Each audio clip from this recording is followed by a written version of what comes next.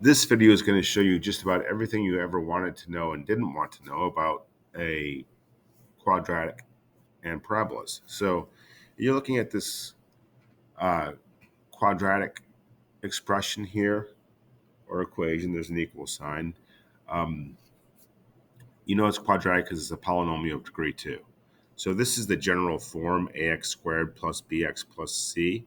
What we're going to do first, just to make it easier to graph, is put it in vertex form, or it's also called standard form.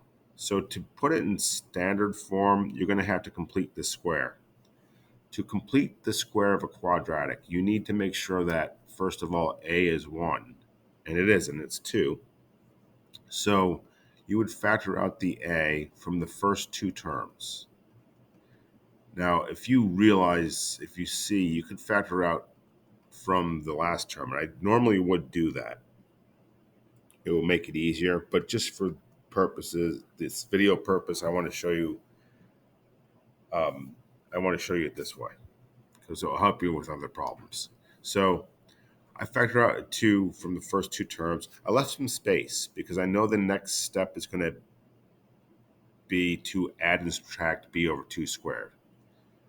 So that's what I'm going to do now. So we're going to add and subtract b over 2 squared.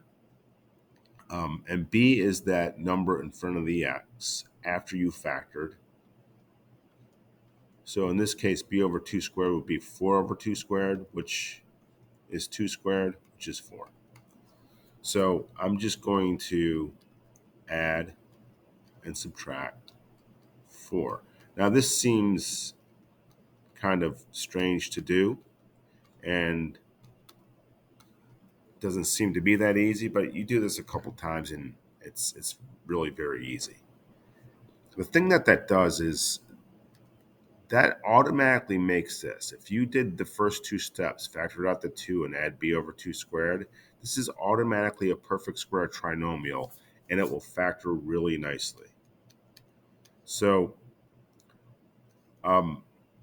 it will factor into x and this plus the square root of 4, which is 2, quantity squared.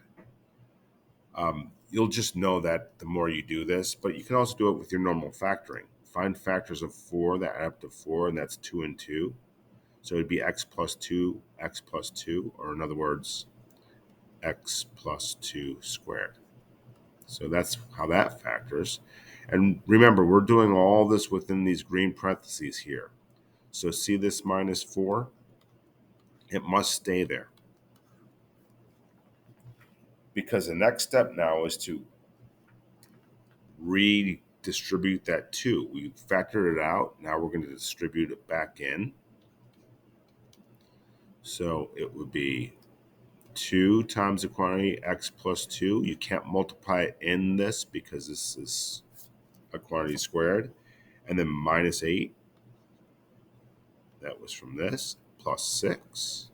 So we have 2 times x plus 2 squared minus 2. That's your standard vertex form. And that's going to be easy to graph. And we're going to be able to tell a lot about this graph just by the equation, just by looking at the equation. What I'm trying to do is grab this and put it on the next page. So it's pretty simple.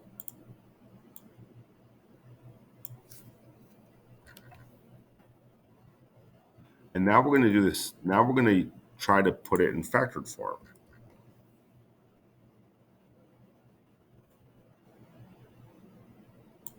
So here it comes. If factored form is just what it says, factor it.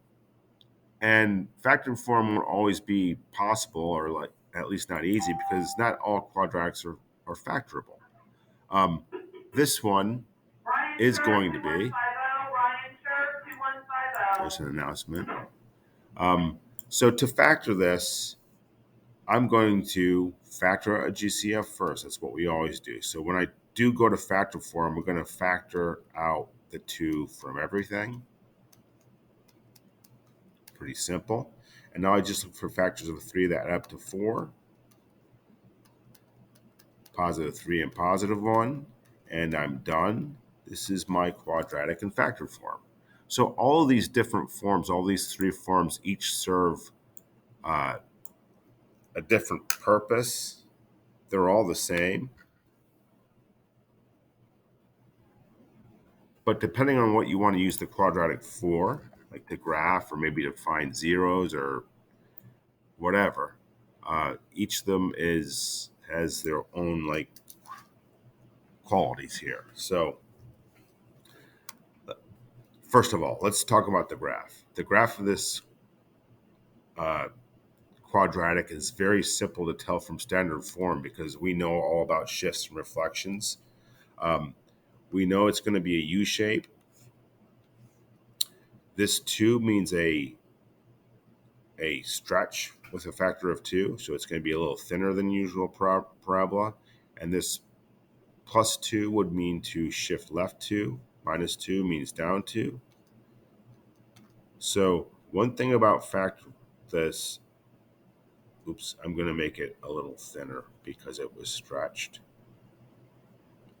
This would be negative 2 comma negative 2 as the vertex. So I know the vertex.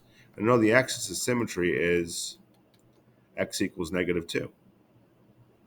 So from the standard form, we can easily tell that the axis of symmetry is x equals negative 2, and the vertex is negative 2 comma negative 2. I wish I didn't use both negative 2's, but this parabola has a minimum value at negative 2. I know it's a minimum because it opens up, so it's the lowest value, and it's always a y value for a minimum, so that would be negative 2. So the standard form gave me all of that. So you don't always have to put it in standard form to find those things. You can do it through general form and through factored form just with these just with some formulas. I'm going to show those next. So I'm going to keep the video going. If you're getting tired of my voice, pause it. But watch the next part because it's going to be amazing. So here we go. And we already use standard form to graph it and find all this information that we need to know or like to know about parabolas. So let's talk about doing all this without having to get it in standard form. So general form. General form, it's easy to find the axis of symmetry, AOS. It has to be in this form to use this formula, but it's always x equals negative b over 2a. So 2 is a, 8 is b, and c is 6. So x would equal negative 8 over 2 times 2, which equals negative 8 over 4, which equals negative 2. Well, that's what we saw right here in vertex form. Now, if you want the y value, which was negative 2 we saw in vertex form, you would plug this in, obviously, for all the x's and solve for y. So we have y equals 2 times the negative 2 squared plus 8 times the negative 2 plus 6. 2 times 4, 8, minus 16 plus 6. Negative 16 plus 6 is negative 10, and negative 10 plus 8 is negative 2. So look, that's what we got over here. So we got all the information we did from standard form just by using basically this axis of symmetry formula. And now the factored form. So the factored form, we have x-intercepts at negative 3 and negative 1. It's just like solving this. So we know that these are x-intercepts. Basically, some people think of it as the opposite of these two numbers. So the axis of symmetry always splits the parabola in two. So in factored form, you can find the axis of symmetry just finding the two numbers between, or the number that's between negative 3 and negative 1. and that's negative 2. So you can see it's all the same. And then the y value, or the vertex, you just plug negative 2 into this equation. So you should realize we are going to get 2 because we've done this twice before. Negative 2 plus 3 is 1, and negative 2 plus 1 is negative 1, and you get negative 2. So now from factor form, we also have seen that the vertex is negative 2, comma negative 2. The best thing factor form does for us is it gives us the x-intercepts. So when I graph this parabola over here, I'm going to do it again.